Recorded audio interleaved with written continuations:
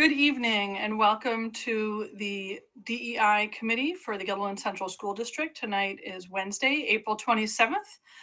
We appreciate everyone joining us this evening. We will call our meeting to order as we all recite the Pledge of Allegiance. I pledge allegiance to the flag of the United States of America and to the republic for which it stands, one nation, under God, indivisible, with liberty and justice for all. Thank you, everybody. Our first item on our agenda tonight is the approval of the minutes from the March 23rd meeting. Did anybody get a chance to read those or have any comments on those minutes?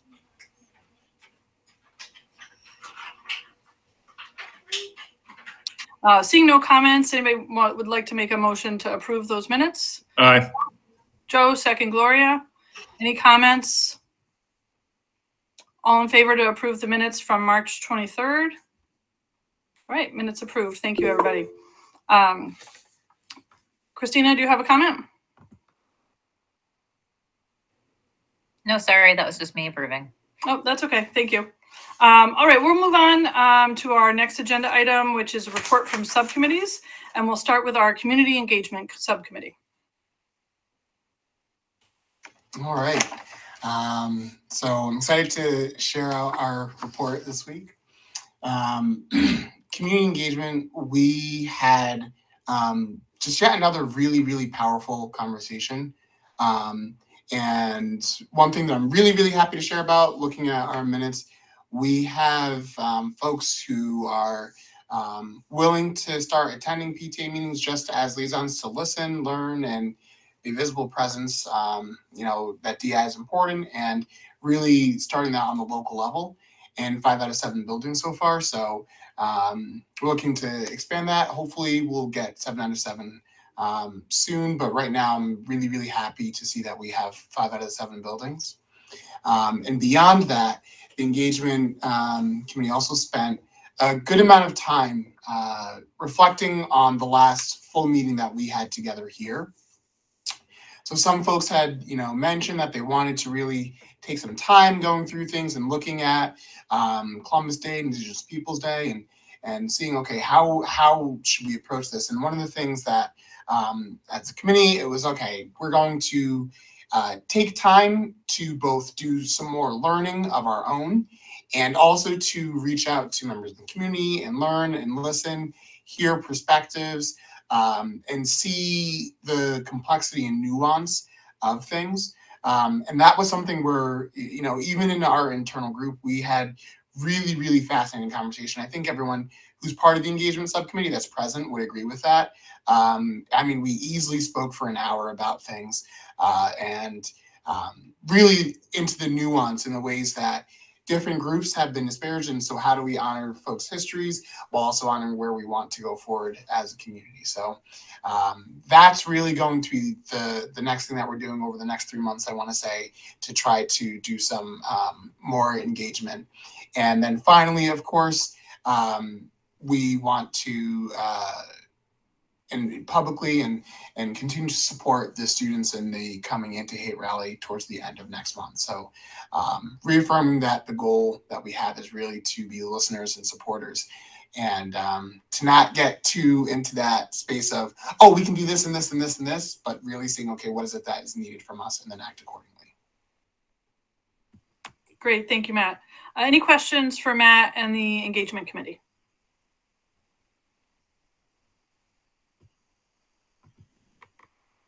Matt, if you don't mind me asking a question, last year, I know that the anti-hate rally was open to some, members of the local community. Is that something that people could attend, or is it restricted to the high school community? Given that we are planning to have things outside, my understanding is that right now, this is something that people in the community would be welcome to attend. And I think it would be a great opportunity because this is something that is student directed, led, organized, executed, all like start to finish. All this is really about empowering student voices. And I know that that's something that everyone in this community can get behind. So I think that it'd be really great to come out to support our students and see and hear what they have to say in ways that they want to have their voices heard. Great. Perhaps it might depend as we get closer on COVID and what some other regulations are and the weather, et cetera. But just wanted to know if that was an option. Christina, is that hand up still from before?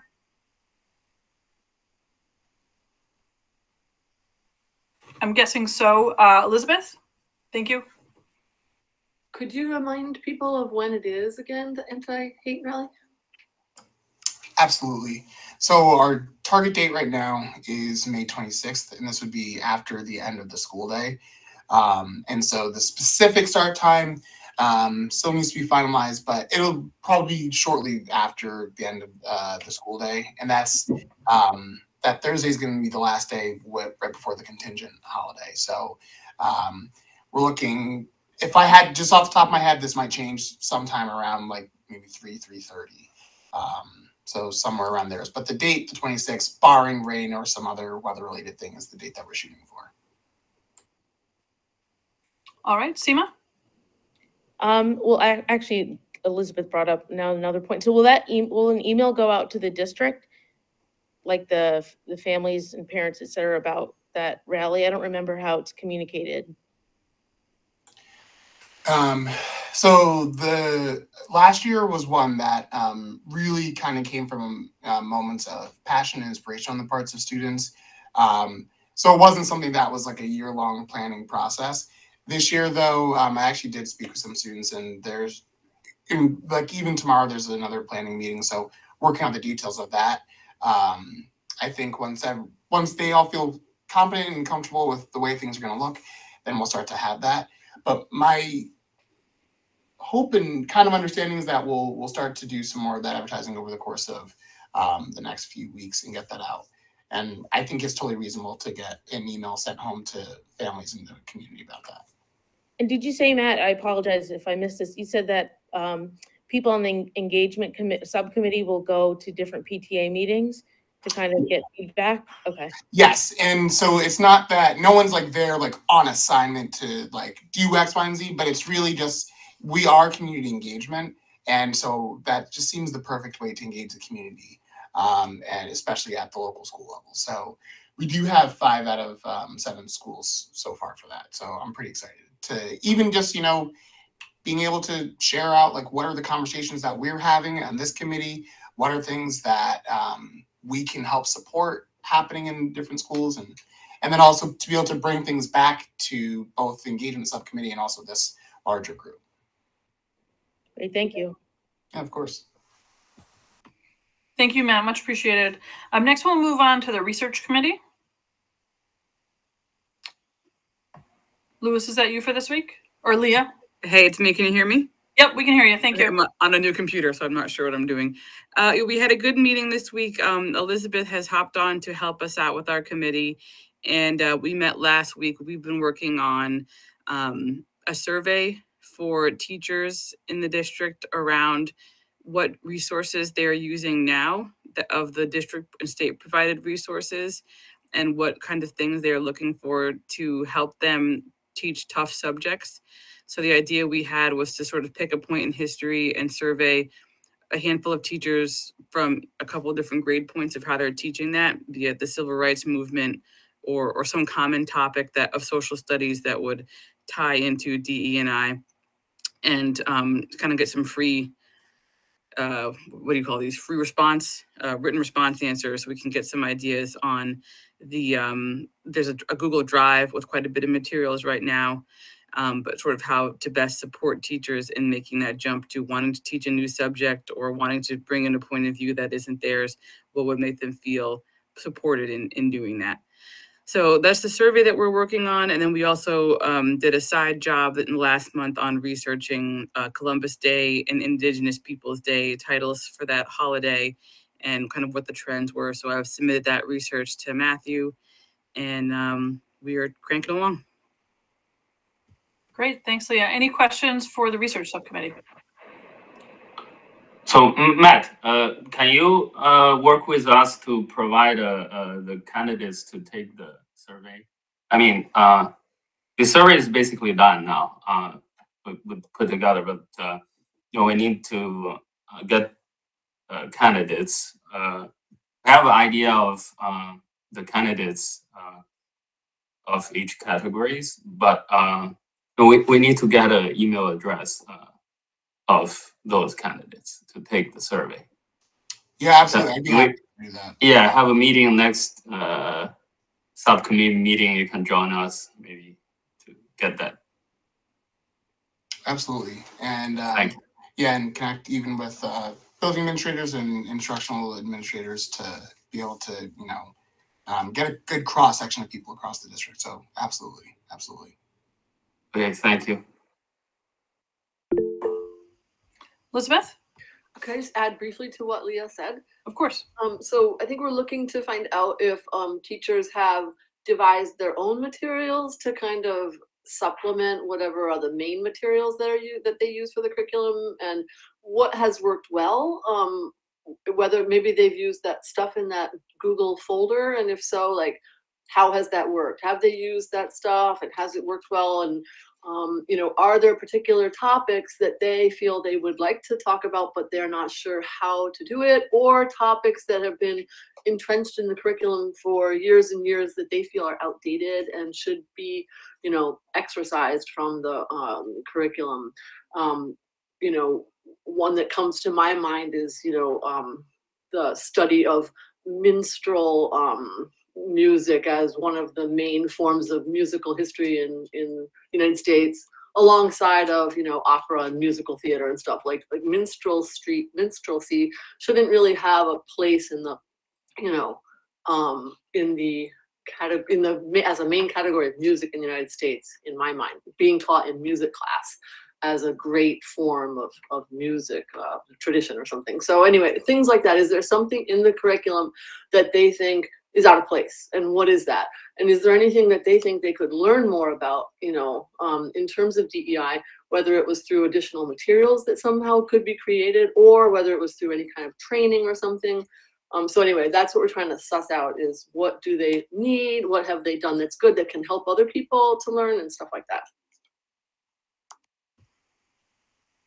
Elizabeth, I'll share, this will be an interesting dovetail with the Equity Audit Committee's work, because we did discuss with curriculum cabinets and as we move forward in those plans. So there's a lot of intersection there.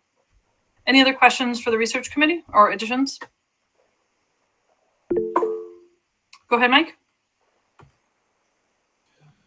I guess this is for actually Marie and Matt, potentially. Does the research committee have access to the survey from Professor Carnop and Dr. Shea and the survey data from that? No. We're happy to share that, though. I'm just thinking that might be a nice starting point. I know that my building cabinet and our association leadership here at the middle level have started to analyze it and are really looking to create some professional development opportunities based upon that survey data.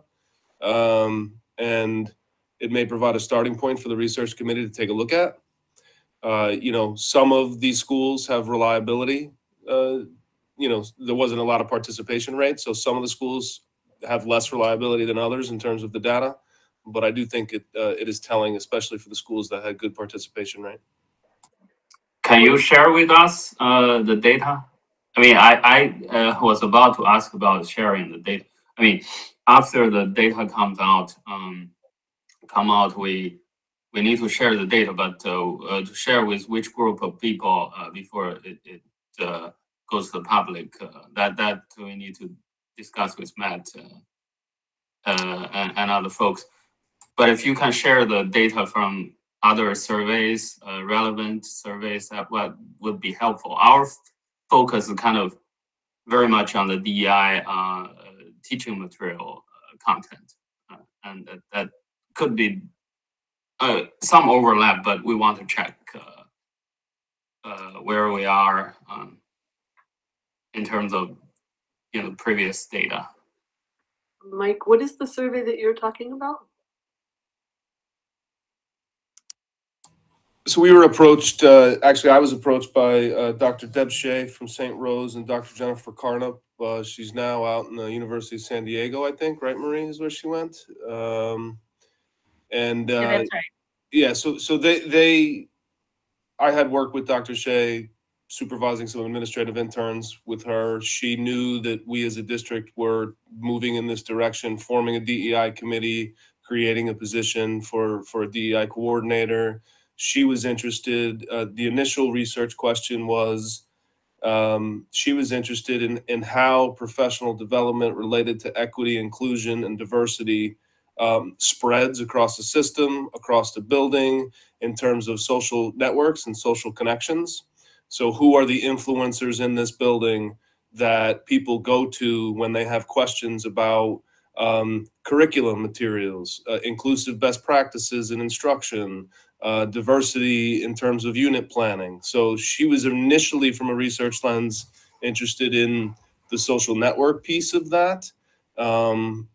After we conducted some of the initial surveys and focus group interviews, based upon the participation rate, some of the statistical significance wasn't there for the social networking piece of it, the social connections.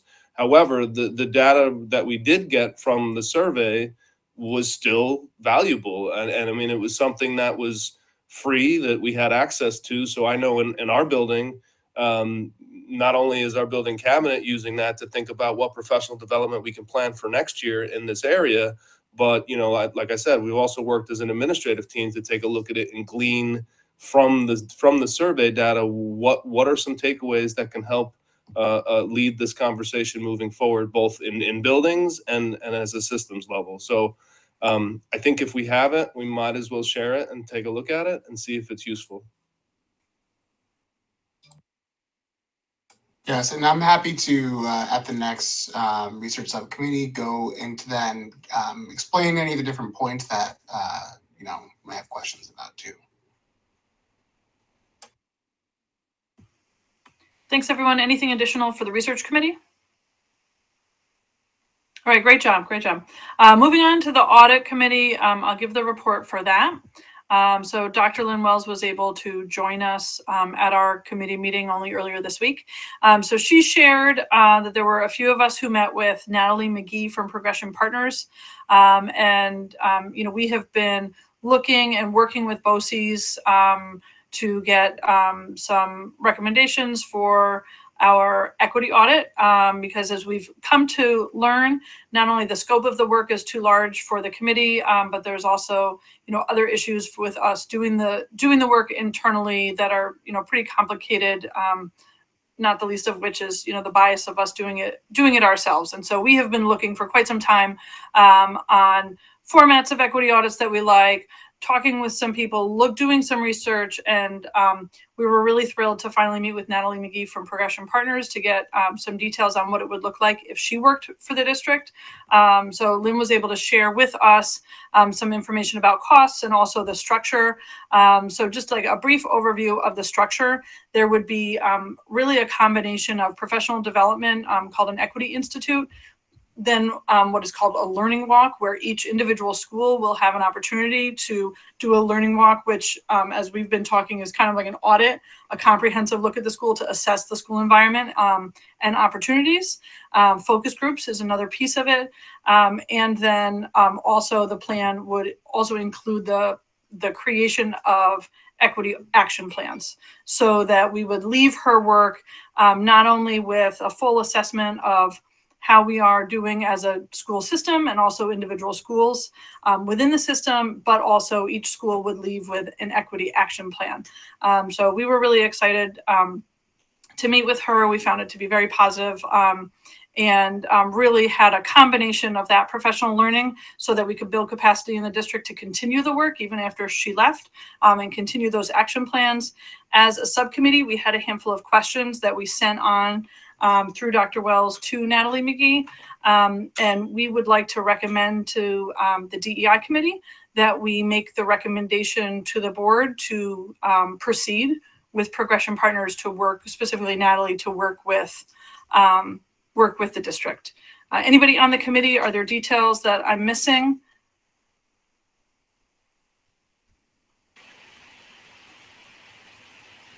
Gloria?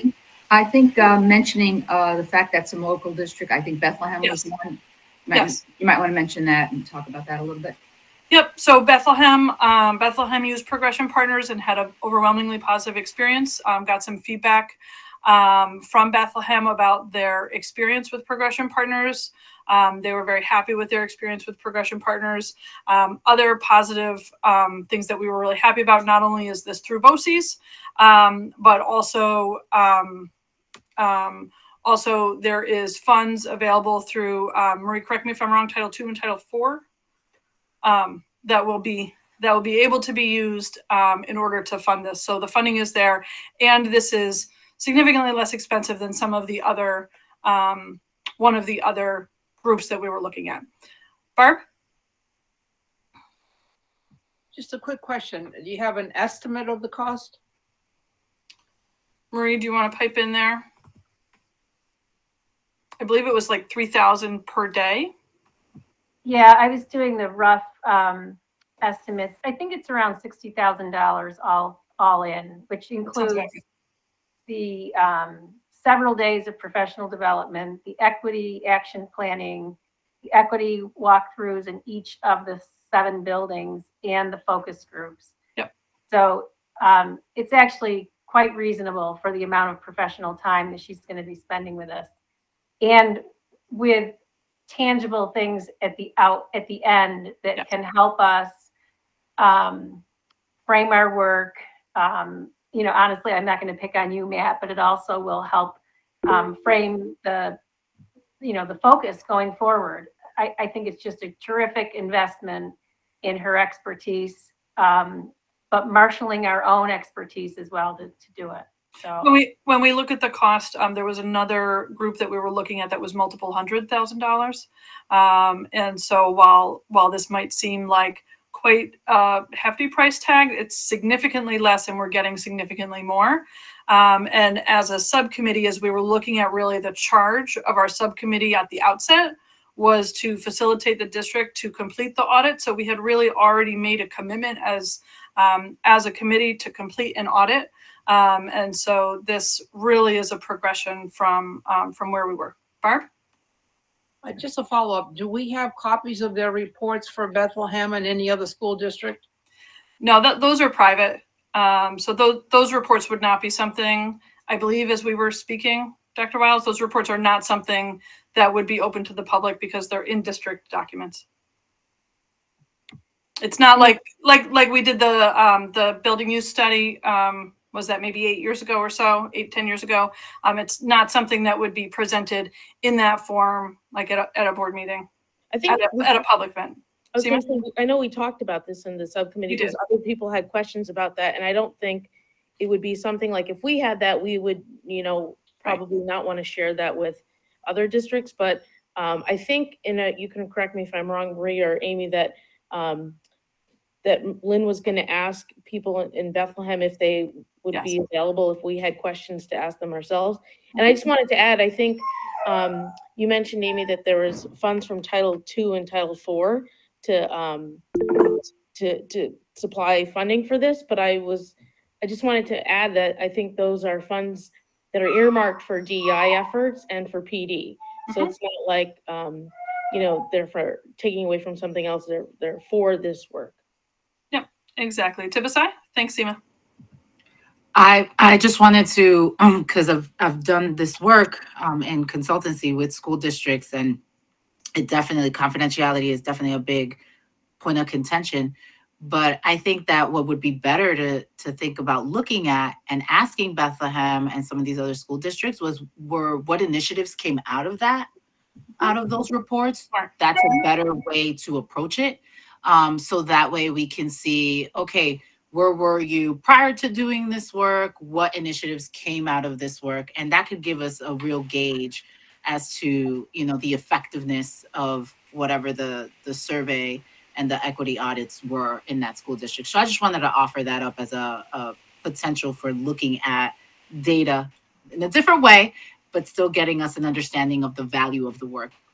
No, Tibisai, I think that's really smart. I think that's really helpful, and I think it protects privacy where it's needed, and respect. It is, I think, a respectful question to ask without taking too much of Bethlehem's time, because I know Dr. Wells has already had some significant conversations with them. So, and I think that would be helpful for us to see what directions it might lead our district. So thank you for sharing that.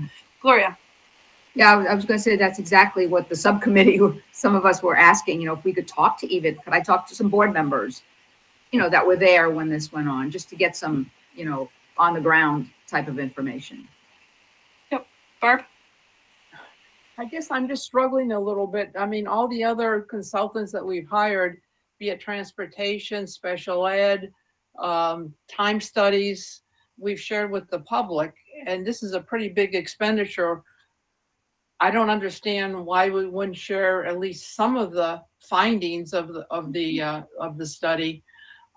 You wouldn't share individual interviews. I can understand that, or name names or whatever, but wouldn't it be beneficial to the community and from the standpoint of transparency for us to share the results, and particularly like on our website? If we talk to Bethlehem, and I think Tibbetts gave us a really good direction that you did this study, what were the fruits of your labors, so to speak, and what initiatives came out of it, and you know, maybe even share that with the public. And this is why we're going in this direction.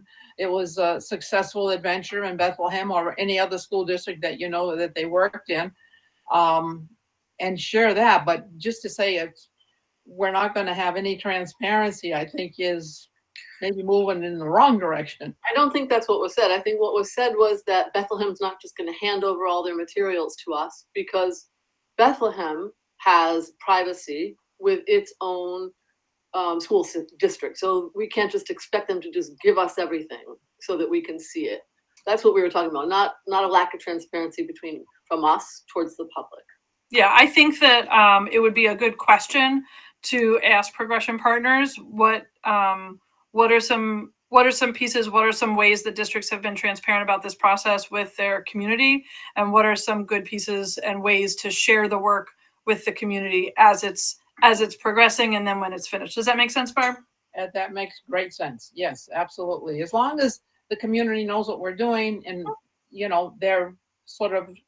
Absolutely. Well, they need to be a part of it. I mean, they're, you know, part of it is focus groups and community groups and, you know, getting input from, you know, not only just students and staff who are living in the schools, but community members. And so, you know, the community will know what we're doing, no question about that. But that is a really good question for us to discuss with them. Yeah, well, just to respond to what Elizabeth said, I would love to see the report from Bethlehem, but I understand why they wouldn't want to do that. But once we get our report, you wouldn't use names or anything, but I think we can share the recommendations that were made and what steps we might take to implement those. Thank you, Barb. Tibisai? So usually what ends up happening is that there is an executive summary that is drafted from the data that's collected, and most consultants will work with school districts to create a communications plan for the public internally. And you talk through with the consultants, again, just because I've been on the other side of this work, you usually as a consultant have to talk through with the school district how they want to communicate with the outside community, parents, schools, students within the community. So all of that has to be brokered upfront and talked about. And it's a separate thing. That's why this work, Dr. Weil saying that it's $60,000 is like amazing to me, because it is a lot, very, very comprehensive work. It's not just about the data collection, but it's also about the communication strategy and providing recommendations and best practices at the end of that. So there is a very comprehensive process that has to go through. And the fact that they're throwing in professional development is wild to me for this price, because usually it is literally just the communications, the data collection, and the recommendations that's given to a school district for this amount of money. And then they're like, yeah, good luck, go and professionally develop folks or find somebody to do that extra work. So I just wanted to, from the other side of it, just put that, level set that a little bit, that this is seems like a really great deal. Thanks, Tibisai. That was one of the parts that I was particularly interested in, because like I said, I felt like it really dovetailed and kind of hand in hand, the putting a mirror up to yourself, part of the equity audit, and also the professional learning and capacity building. So I know that was a lot to share. So other comments or questions about the audit or from other members, things that I missed? Okay. Yep, Kim? I'm so sorry, you didn't miss anything, but just to kind of be devil's advocate, I know that you explained that Title II and Title IV were specifically earmarked for DEI and professional development. And I'm again apologize to ask, but can you just explain a little bit exactly what Title II and Title IV are so people understand that it's not a specific thing, again, that we're pulling from a specific budget line or anything like that, and it's also going through BOCES. So I was curious if we got any money back next year from that. Amy, I'm happy to jump in on that. So the title monies are federal dollars that we are allocated each year based on a formula. So this is even separate from all of our COVID, ESSER, CRISA, all of that is a separate pot of money. Title IV is a funding stream that is specifically designed to help school districts improve student achievement by increasing our capacity to meet the needs of all students. So in the past, we've used this money to support ENL work or students with disabilities, or it's really thinking about that all part. And do we have underserved populations for whom we need to improve our practice? So that's where the DEI piece comes in. Title II is, again, funding that we're allocated each year that we typically use to support professional development activities.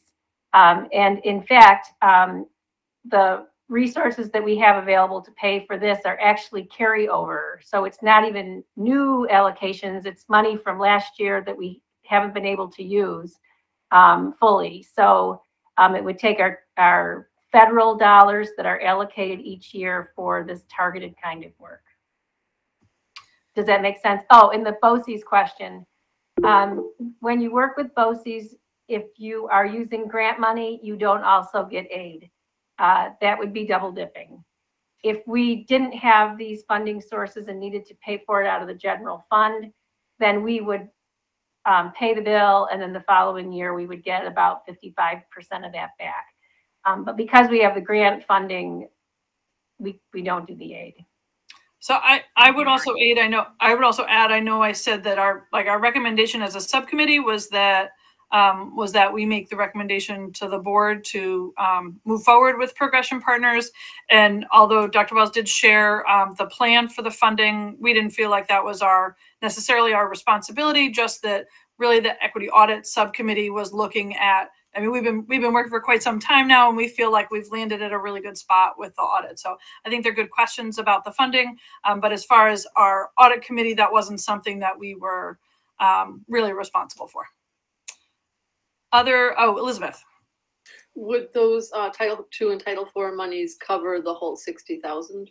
Yes. Yes. Mm-hmm. Or pretty close. So we're comfortable that we can handle it without having to impact something else. Thanks, everybody. Any other questions or thoughts for the audit committee? Dr. Wiles, Dr. Rivera, do you need anything other than the subcommittee's recommendation to bring this forward? So our plan was to share this portion of our conversation on this committee with the full board as an information item next Tuesday, to make sure that everyone has a chance to hear about the proposal, ask their questions, and then we would ask the board to go ahead and authorize us going forward with this approach at a subsequent meeting. That's, for those of you who don't follow the board, we do everything in pretty much 2 bites: information, 1 meeting, and then action the following meeting. So that's our plan. Sounds great. I don't know, Seema, we were going to put this under board president information. Is there anything that you need for that? No, I sketched something out so we have it in the agenda. So Okay. It's an actual document, and then so it'll go up for info. We can talk about it, and then go for action the following. I think it's 2 or 3 weeks after that. Yes. Sounds great. Thank you. Thank you, everyone. Moving on, I know I don't see Maxine here quite yet, but would anybody like to talk from the Communications Committee? Amy, I can jump in just to say we were scheduled to meet the Thursday evening before break, and it didn't quite happen. So we are scheduled to meet on May 12th. Sounds great. Thank you. And we actually have another meeting in 2 weeks. So I know there might be some other subcommittees who won't be meeting between this one and next one because it's such a short period of time, but we'll hear from communications at that next one, I believe. So the next item on our agenda is DEI in action. I'm going to pass it over to Matt. Thank you kindly. So in what is possibly my new favorite segment of our meeting, well, no, learning component still is number one. This is, I think, a close number two. I'm just going to share some awesome things that are happening around this district and in various levels. I actually had to reduce the list because I started to add on too many things. So I'm going to keep it to just about 3 different things, and I'll share what they are and go into a little bit more detail. But the first thing that I have to share is a collaboration that has happened over the course of a couple of months with Gildren High School students. And Amy has been very, very heavily involved with this because it was a collaboration with Gildren High School students and Tech Valley students. And we also worked with one of Amy's Harvard colleagues, Samantha Fletcher, and this program called Tie-Dye. And in essence, this program, it is a STEM initiative to help students of color be able to have connections in STEM fields professionally, in higher ed, and to be able to see themselves reflected in those. Really with the idea that, if you can see it, you can be it. And also just to be able to delve into some inquiry and, students want to learn more about different things involving the medical field, for example, and ways that race and identity have played a role in that. And so we did workshops on things that they chose.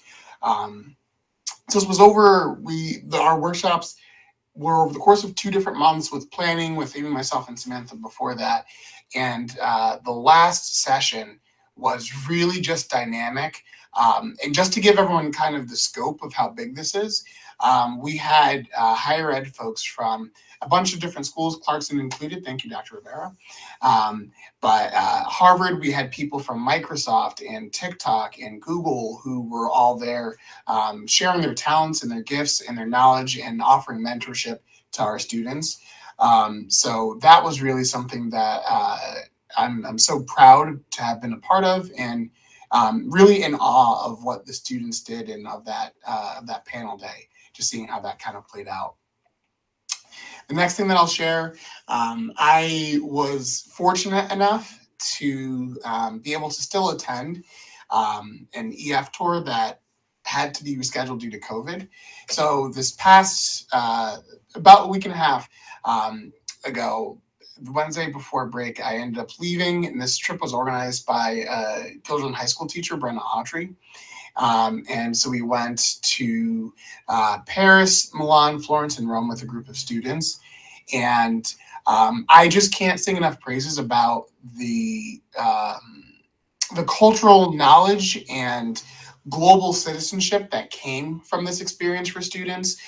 Students independently started to realize just different things about the world, and that things may be fantastic in America, but there are also other ways that things can happen, and that different exist, and that in America, for example, a lot of times I get the feeling that we live to work, whereas other places in the world it's more of a work to live kind of feel. And so seeing that different way of life and that pacing, students started to reflect on even languages being spoken, and how in the United States, if someone came into a store to be able to receive full services, really English is the dominant language that you need to use.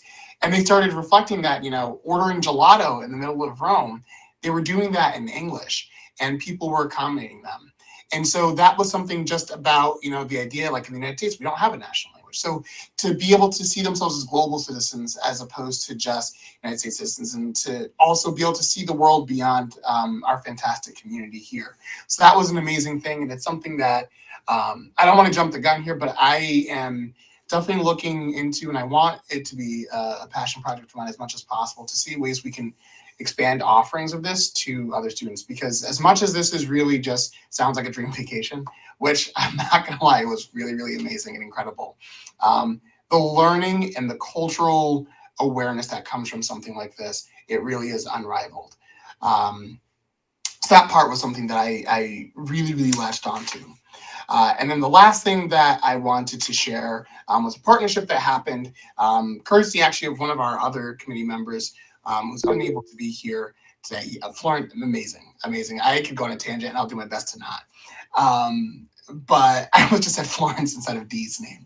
So in a visit to Westmere, they were able to attain some new books, really in celebration of Ramadan. And we kind of had a simultaneous light bulb moment where we thought, how incredible could it be to do read alouds, but have students in Gilderland High School's MSA, Muslim Student Association, read some of these texts and be able to record that. And then teachers across, really in Westmere at first, but really any of our elementary schools, be able to have those as resources to use with their students, and have these texts read, in really an authentic way without, myself or someone else missing meaning or emphasis where it was due. And so that is something that we're all really, really proud of. And we've already gotten some of the first recordings that I'm looking forward to sharing out with the different elementary principals. So DEI certainly has been in action, and this month was a very, very busy month. And I already have some of the things that I wanted to do for this section primed and ready to go for next time. Because we've got some really fantastic kids and teachers and administrators in this district. So there's a lot to celebrate for sure. Yeah, Leah. That's awesome. And your comment about the reading of the stories, that's something we've been talking about in the research committee, is sort of how do we get people connected. So if a teacher feels, I'm not of this experience, I'm nervous, I'll mispronounce the names, I'm nervous, if I get asked a follow-up question, I won't know what to say. Part of that is, how do we get people connected with students who are willing to, or community resources who are willing to come in and talk, or how do we help empower teachers to bring that material in and not worry about messing up. So that's a really great idea. I hadn't thought of other students to assist with that, but that's awesome. Yeah, it's fantastic. And I can't give really enough praise to the students of MSA. They have been really, really just fantastic advocates, not only for themselves, but really for the entire district and for learning to happen and to share experiences. So I definitely feel really, really lucky anytime I get to work with them, and their advisors have been really passionate about this the whole time too. So it's really, really great group of students to be involved with. Someone else have any questions, comments? Yeah, Gloria. Well, Matt, at all our board meetings at the end, we always have these sharing times. And often, not often, but sometimes we get invitations as board members to go to things. And then we're able to talk from our experience. So anytime, send out an invite, and maybe somebody, board member can go, or a couple, and then we can talk about it.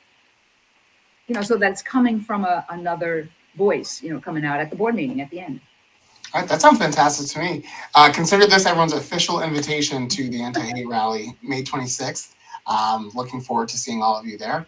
Although, Lori, I do believe for the next trip, Kelly already reserved the board spot for that CEF tour. So that one, I'll let you two figure out who's going to be taking that. But thank you, though. I do appreciate that, and I'll definitely keep that in mind. Yeah, Amy.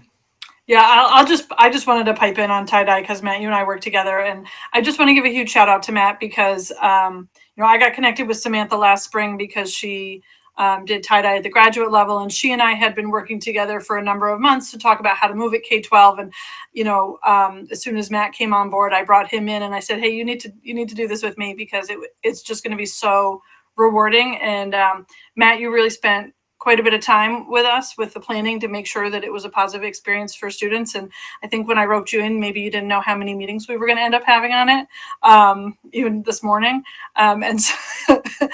So So huge shout out to you, Matt, and your time and helping to organize it on the Guilderland side. And also thanks to Seema for including her Clarkson colleagues. Like you said, Matt, I think that seeing the representatives of color from the STEM organizations, whether they be businesses or universities, really just meant so much to students, and hearing their experiences and even gaining mentors, like genuine mentors, walking away with an actual person was just really valuable. So thanks, Matt, for all your time on that. Of course, those are definitely highlight moments. I love it. And I've always said students are gonna always be, where my heart's at. So thank you. All right. So I'll stop there for DEI in action this month, and then definitely look forward to more things next time. Thanks, Matt. So moving along in our agenda, I'm going to pass the baton to Dr. Wiles for committee membership update. Okay, thanks, Amy. Just a quick update. As you know, we have 8 openings on this committee to fill for a variety of reasons: people moving, people graduating, people deciding that they're ready to step down. So we have 2 student openings, 3 parent openings, 1 staff opening, and 2 community member openings. Interested individuals are to send a letter of interest to actually to me at the superintendent@guilderlandschools.net address. As of mid-morning today, we had 9 student letters of interest, 3 from the middle school level and 6 from the high school level. And we have 7 parents expressing interest in being on the committee. But we're still looking for a staff member, and so we'll look for some additional letters, and 2 community members. So we included a reminder in our community communication yesterday, and hopefully we'll get some more letters in by the end of the day on Friday. And then the plan from there is the board will review the letters and make some selections to see who will join the committee starting on July 1. So if you know people who, maybe, with a break, kind of forgot, there's still time. All right, thanks everybody. Any questions or comments about the membership update? Elizabeth? I have a stupid question, but what is a community member? Does that mean not a parent? Essentially, yes. And so, it's hard sometimes to draw a line between, are you a parent or a community member? But we have had people on the committee who are community members but not parents, but every parent is also a community member. So it's in some ways a difference without a distinction without a difference, or something like that. Thanks for that. Other questions on the membership update? All right, thanks, Marie. And for our last agenda item, I'm going to turn it right back to you, Matt. Okay, everybody get excited. Get excited. It's learning component time. So today we are wrapping up that third practice. And so we're starting on page 142, section 11, which is really, really focused on team roles.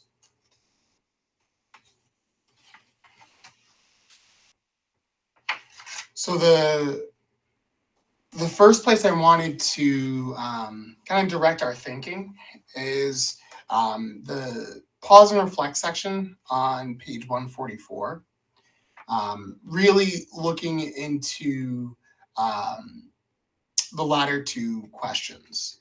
And so we can think about this from the lens of this committee. We can think about it from the lens of our subcommittees and what those teams look like and feel like. But I think it's really important for us to think first about whose perspectives and meaning making tend to dominate the team meetings. Just please don't say me.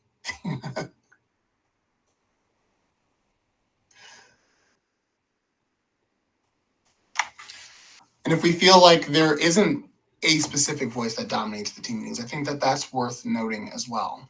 then that would be something that we, for us to celebrate and acknowledge and be proud of. Yeah, Leah. So I think something really an elegant example of who makes the meaning and how we shifted that was our discussion about the land acknowledgement. When we sort of started talking, the conversation started a bit like we were all talking to each other with an overlay that each speaker was white and each listener was white. And as the conversation went on, we not only looked into, wait, has somebody ever asked, have we researched a Native person's opinion on this? Have we talked about other people's views listening about this? And I thought that really to me was a turnaround moment in the group as a whole. When you really could see the things we've been learning in the book happening. And that had been a pretty cool, that kind of meaning and audience shift that was very, very, I thought, powerful. Awesome, thank you. Anyone else?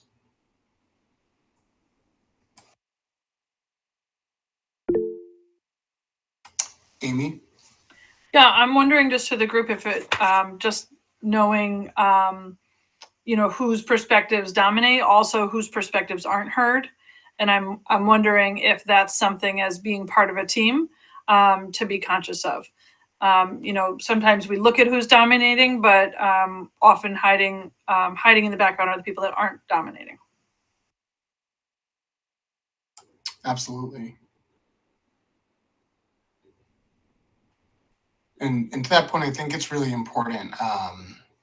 A saying that's been in a lot of groups and workshops I've been a part of is, take space and give space. That idea of say what you have to say, but also allow and privilege others to do the same. Matt, I think that's great. And I'll just add that, from the perspective of somebody who's leading the group, that's a good reflection question to ask of the entire group. Did you feel like your voice was heard? And did you feel like a particular voice or perspective was either dominating or being hidden from the conversation? So if you are part of a team that does a regular self-reflection, that might be a good question to add. Yeah, Leah. Okay, I'll stop talking after this. But sort of what felt to me like a bit of an extreme model, but fascinated me is some of the mainline Protestant churches. I believe the United Methodist Church, for example, run their meetings that people from underrepresented groups must speak first, and people from a majority group cannot speak until everyone who wanted to speak from an underrepresented group has. I thought that was really interesting. I liked it because that would mean most meetings I go to for everything, I get to talk the whole time, and I like to talk. But that's a very far, unique example, but it really blew my mind.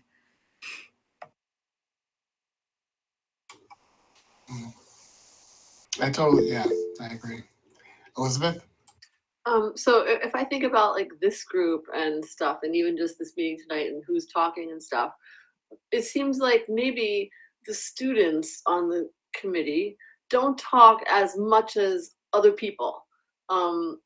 So often we'll say, well, what do you guys think? And then the students will talk. But especially since we're opening this up and getting new students on the committee, I wonder if we should think about how we can get the students comfortable enough that they want to talk without even being asked. Or we can just ask them more often for their thoughts. But that might be one of the groups that's less talkative on this committee.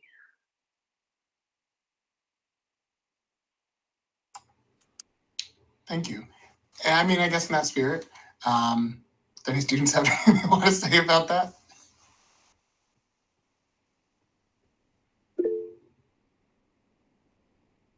I agree, Leah. I guess I'd jump in and say, like, it feels less like our space, I guess, in an adult-dominated space. And, like, I've noticed in spaces that are dominated by students, that's, like, a time that I think we're more willing to speak up. But I don't think it's due to any particular flaw in, like, this committee. It's just, like, teenage nature, I guess.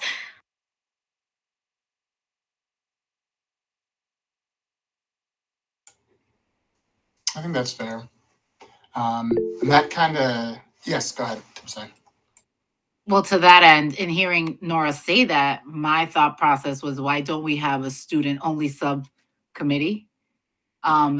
So that way, students that are a part of this committee have that space to be able to chat if they wanted to. But then I love the fact that they're in all of our subcommittees too. And I know that time is limited, so that my brain goes into a million different reasons why that wouldn't work. But I would like to hear more from students, whether that be maybe snippets of this committee meeting be shared with student groups that are doing DEI in the high school, and asking them questions, just like Matt, you're asking us, like, what did you think about the way this was discussed in this meeting? What are some perspectives that we're not hearing in these meetings that you might be able to offer up? And then that being brought back to the team. So almost utilizing student voices in a different, maybe a little innovative way. Obviously, maybe not all of our meeting because it's an hour and a half, but maybe there are particular snippets or particular topics of these meetings that can be shared with student groups, and then we can solicit feedback from them as to what some of their perspectives might be. I can say I'm totally for that. 100%. 100%. And I know that we had some conversation too earlier this year about having a specific subcommittee that was just for students. And I am very, very encouraged by the number of FMS students applying, because I think that that is how we, really bridge this work, because, Nora Squared are really, really fantastic leaders, as like Maxine. And so a lot of the students that we work with, and I think it's passing that torch, and not just passing the torch, but growing the flame is probably a better way to put it. And so I think that that's really going to be something that's important for us to be able to harness going into next year. Yeah, Mike. Thanks, Matt. When we started talking about in the fall about Student Voice Committee and trying to engage middle school learners, I started talking about it here with different student clubs, different student advisors. And I'm pretty happy to report that on the first week of May, we have some students interested at the middle level on starting a Muslim Student Association. So we have an interest meeting that's happening next first week of May to see how many students would be interested in doing that. We have a teacher who's willing to take the lead. We have an 8th grader who's been sort of leading that conversation, who has a 6th grade sister. And we're talking with both of them about how we can at least get the conversation started and perhaps begin that club in the fall. And then have the 6th grade sister, basically continue the torch if the 8th grader is going to go to the high school. The other thing I'm pretty proud of is for the first year, well, it's the second year only, but we're going to run a bus for middle school students up to the anti-hate student rally. So I'm working with our counselors, I'm working with our social workers, and I'm going to be able to work with transportation, provide a bus. We won't get up there until after our school day ends, but it is what it is. And if we could fill the bus with 20, 30, 40 middle school kids to bring them up to the anti-hate rally, I think that'd be great. So pretty excited about those two things in the hopper.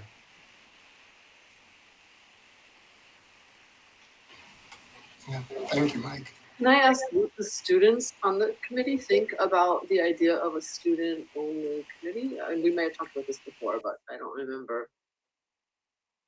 Like, do you mean like it would just be like a processing committee, or like they have a specific task, or it's just students, I guess? Like, I'm not sure what you mean.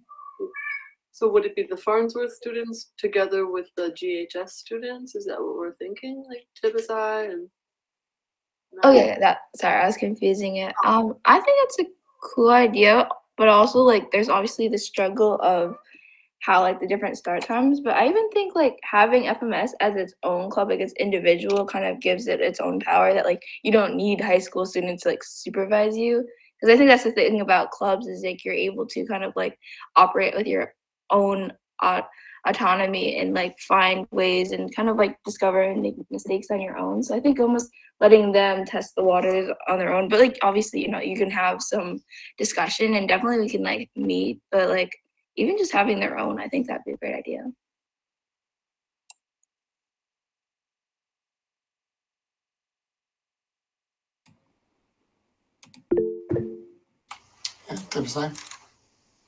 My only worry is inclusion. Ironically, right? Like I want to be in spaces with student voices, and I want to be able for this committee to model what true inclusion looks like, and that means a variety of voices being able to stand up but also stand down in community.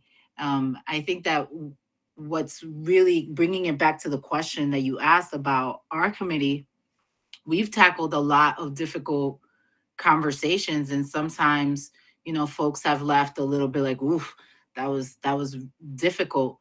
But the fact that we have dedicated so much time to learning, the fact that there has been so much time dedicated to continuing conversations that have been difficult in our subcommittees, that is extremely valuable. So, and I'm always thinking about reproducing hierarchies and how that doesn't really serve what we're trying to do. We're trying to really engage in a way where we uplift and give voice to students. And again, just thinking about time and thinking about wanting, I would love middle school students to be a part of our subcommittees, to be a part of this larger discussion. And just allowing that to be the case. I think we might be surprised as to what comes out of that. 2 cents. Thank you. Amy? So I think we can let the students take the lead on this, but just to kind of add my 2 cents, I'm hearing both of those suggestions of having just a student space, because I do agree with Nora, even if the intention is for it to be a fully inclusive space and for students to feel really comfortable, this is a very adult dominated space. And so to have a specific student space will give the students the time to, you know, process their thoughts together. And then might also encourage more student participation in this larger group, because if you have time with just students and you can include the students on this committee, and just like other subcommittees do, possibly include other people in that conversation, it might allow for more participation by the students in the larger committee, because you've spent some time off committee you know, discussing things, and so you'll have specific notes and things to process and things to share. So by doing a student-only committee to decide, it might make the larger committee more inclusive. I'm down as long as I get to talk to the middle school kids. That's my only request. Anytime. Just let me know. Seema? Yeah, I don't remember the details of talking about it before, but I think someone mentioned it would be a good opportunity for middle school students to get like a feeler before going, you know, if they wanted to participate, but maybe not, but they're not sure. So maybe being in that student space first would at least give them some context or idea about, you know, what's being talked about before they make a commitment to the, because this is really public. So I don't know how that would be, but I think I am super excited about having middle school students involved, and then, you know, carry that over into the high school. It gives them, I don't know who said it before, there's a lot, I think Nora, you said it, right? The students' autonomy to have a space for them to talk. I love the idea. However it, you know, comes to fruition, I'm in support of that. Thank you. Chris? Marie, you mentioned that there were 3 middle school applicants. Were they all 8th grade and therefore not for very much longer middle school students, or were there some younger? I don't have the names right in front of me, but I think they're younger. So they will be No one's 8th. entering or in the middle school next year. So I think we'll get a little bit of time with them. Excellent. Yeah, I think it's great.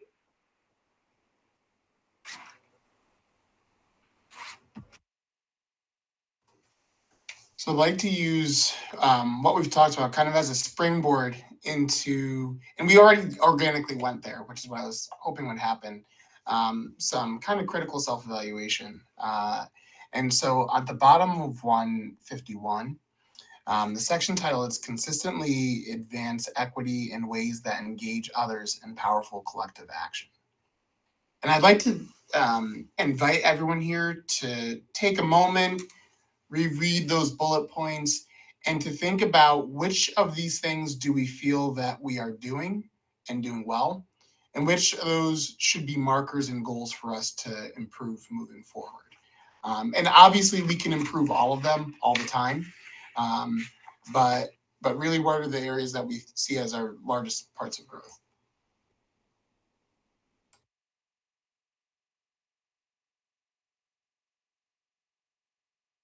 For folks listening at home, I'll read them just out loud so you know all the different things we are saying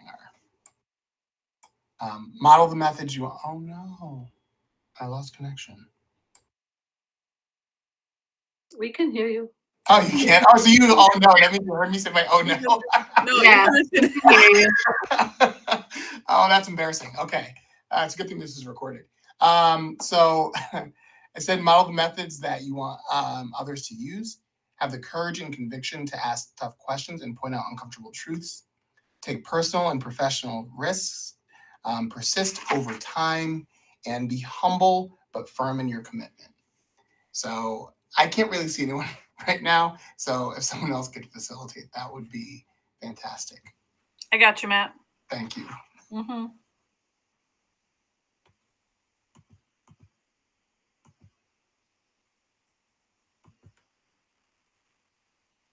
So I think Matt was looking for examples of ways that we embodied those 4 bullet points, or things that we could be doing.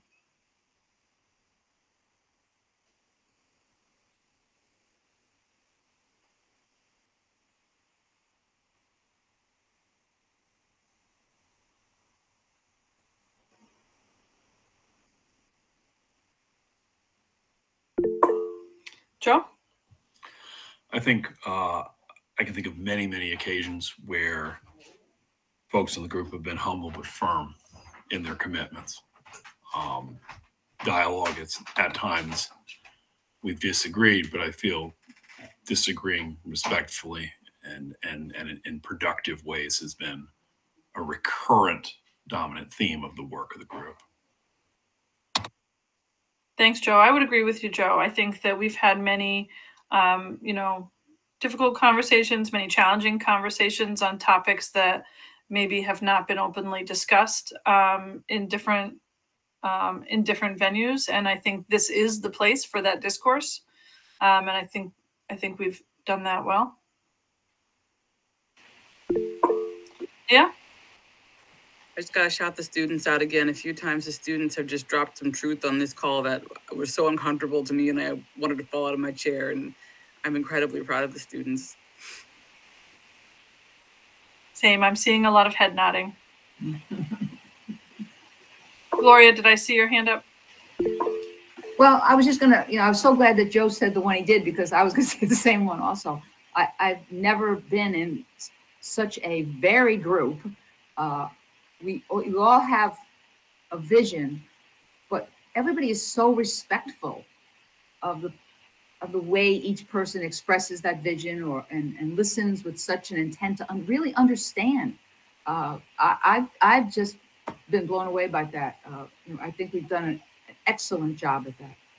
And thank you all. Thanks. Mike? I think one of the bullets that resonates with me is the take personal and professional risks, right? So as a building leader, I have lots of opportunities to make a lot of mistakes every single day and take risks. I think about some of the things that we communicate to students, some of the programs that we offer, and some of the pushback that we get from some members of our community when we do offer that. And most recently, I worked with our Alliance Club to allow them to create some public service announcements about Transgender Awareness Day and use of pronouns and how to use that effectively and appropriately in our current society. I recognized beforehand that that could cause some controversy and some pushback by members of our community. But I decided that it was important enough to continue to support those student efforts in our building because they align with teaching empathy, they align with teaching tolerance, and they align with the mission of our district and our building cabinet goals. I think about some of the things that we're talking about doing in Pride Month and how we're going to teach students in the month of June to respect people's unique talents, unique strengths, and embrace differences as opposed to not embracing differences.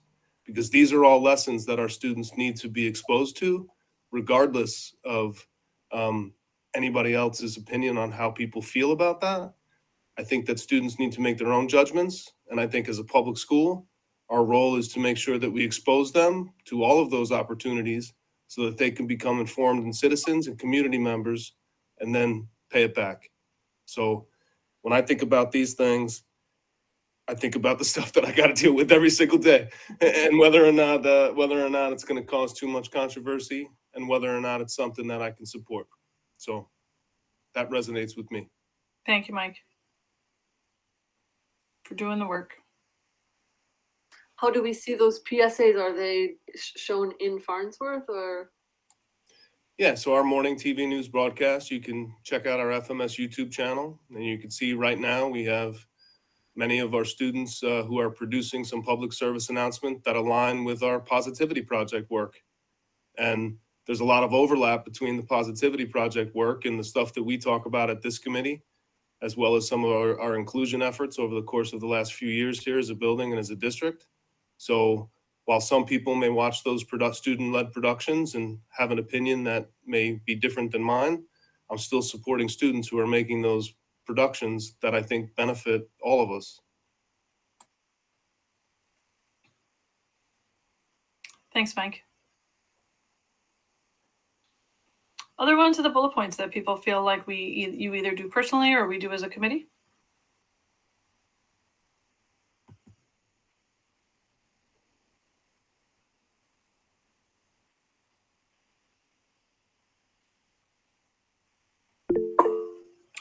Marie? You're muted. You're muted, Marie. You think I'd get the hang of this? It's okay.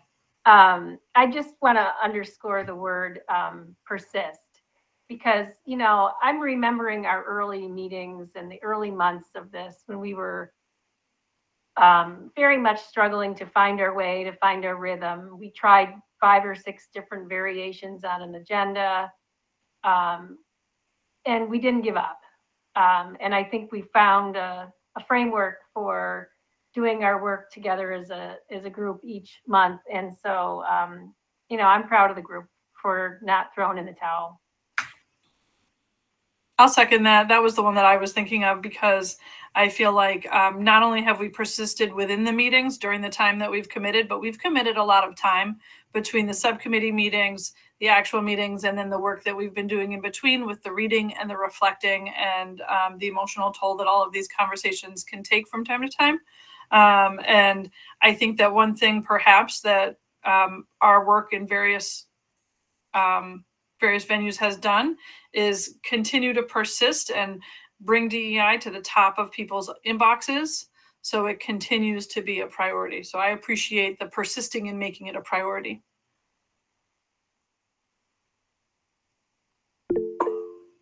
Tibisai. So, as some of you know, I am knee deep in dissertation work. And one of the frameworks that I'm looking at is actually Brene Brown's Cultivating Meaningful Connection framework. And it has 3 facets to it, which are grounded confidence, the courage to walk alongside, and story stewardship. And in a lot of these points, what I think has been encouraging and really inspiring for me is the outpouring of compassion that I see from folks within these meetings. the holding of each other's stories, and even when we don't understand, the willingness to continue to listen. And when I think about compassion, again, geeking out a little bit, but Brene talks about this Buddhist monk, she's a nun, and she talks about that compassion is not relationship between the healer and the wounded, it's a relationship between equals. Only when we know our own darkness well can we present with the darkness of others. Compassion becomes real when we recognize our shared humanity. And all of us at some moment, right? No one is exempt. In this work, I think sometimes we get into like wokeisms, who can out-woke other people, other folks. And that can breed a lot of toxicity and cause folks to shut down and to not want to engage in the work. And I think what I've seen are folks being really great stewards of their story within these meetings, where they have stood in their conviction and communicated how they have felt, but they've allowed themselves to be lifelong learners and stay open to the possibility that their viewpoint is not the only viewpoint, and that there is a common humanity, and we just need to dig a little deeper to get to that common humanity, to those commonalities that we all share. And that's been really encouraging. And as a person who, again, does this work in other places, I cannot tell you how this does not happen in a lot of communities. And, you know, a lot of school districts are ending up in FBI lists because people are being attacked. So, thank you. So it's just encouraging to be a part of a group that is extending compassion in these ways, that we're talking about the good, bad, and the ugly, y'all. We really are. And we're not shying away from it. We're staring it in the face. And then we're saying, okay, how can we make this work for everybody? And that's, we should be proud of how far we come. Absolutely. And that has been my TED Talk. Thank you for joining me today. Thanks, Tibisai. Matt, do you want me to turn it back over to you? Sure, I'm back. So, nothing like some late night Wi-Fi crashes. Spice things up. Is there one that says nevertheless he persisted? But I'll take a second and share one that really stands out to me. And I have a feeling that this one was already mentioned just when I got connection again, but having the courage and conviction to ask tough questions and point out uncomfortable truths. I think that the students here have modeled this very, very well for me. And that is something that pushes me each day to be stronger in my own convictions, to be braver in my assertions, and to be open to learning as well. So I think that is definitely something that I have grasped from this. And I'm not going to say something that I do perfectly, but I see a lot of people on this committee do that so well. And I think it really speaks volumes. Even just in something that happened earlier today, Nora had mentioned that this is an adult-dominated space.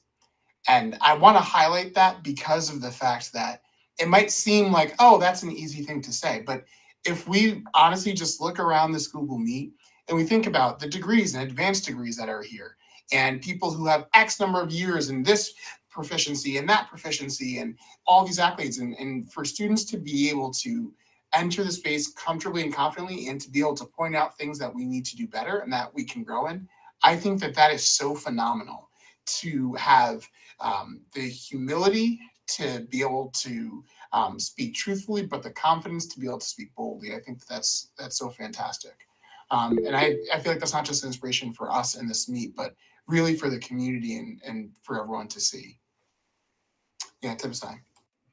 Full disclosure and transparency, I've been conditioned, right, professionally, to not speak up in certain spaces as a woman of color. When the students speak up and say exactly what I'm thinking, they give me permission to also speak up and say exactly what I'm thinking. There is a power that students have that I don't think that they may realize. So regardless of the advanced degrees, I can tell you, sitting here, there have been moments where I'm like, oh, how am I going to respond to this? How am I going to navigate this situation that was just said that I know is problematic, that's problematic to me, but if it comes out of my mouth as an adult and as a woman of color, I don't know how it's going to land on people. I don't know if people are going to be dismissive of it, because as adults in spaces, we still dismiss each other. And there is a blinders and a conditioning that happens when you are a professional. I'll speak for myself, a professional woman of color, where I am constantly trying to code switch and figure out how to say things in a way that's not going to get me ostracized by the group. And it might not be fully how I feel, but I'm trying to massage it. And the students are like, this is what it is. I don't know what to tell you. This is how we feel. This is what we see in our halls. This is what my friends tell me it feels like to be in their body when they're walking through our halls and they're uncomfortable. Fix it. Like, it's so real. And it just does inspire me every single time that these ladies and any student speaks. It allows me to be my authentic self. So thank you. Thank you for that, because you may not realize that that's what y'all are doing, but it's a lot of years that are put into conditioning adults into feeling like they can't speak up. And you kind of throw that all away for me and allow me to show up as my authentic self when you guys are here. So thank you for that.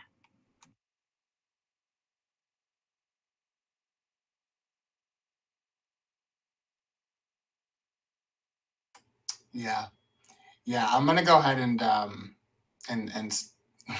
leave that as the last word. Is everyone all right with that? I think that's the last word for today. Yes. So yeah, takeaways, tip side, take all the space. Really though. And yeah. Nora squared. Do your thing. And this goes for all the students on our committee as well. But you are a North Star. Like what I did there, Mr. Laster? Okay. I do, Matt. I really like that, actually. Because Nora was one of the original North Stars, I believe. Right, Nora? Yeah. So thank you again so much, everyone, for your time. We appreciate your dedication and commitment. And again, for those watching, it's not just this time that everyone's dedicating, it's the subcommittees and it's the different tasks that emerge from those, the effort and energy that it's all encompassing. So thank you, everyone, so much. We appreciate it. And we'll see each other very, very shortly. So do we have a motion to adjourn for the night? Motion to adjourn. I saw Steven saying first. So Steven, I saw Nora seconding. So Steven, then Nora. All right. Thank you so much, everyone. Appreciate you. Hope you have a great rest of your night.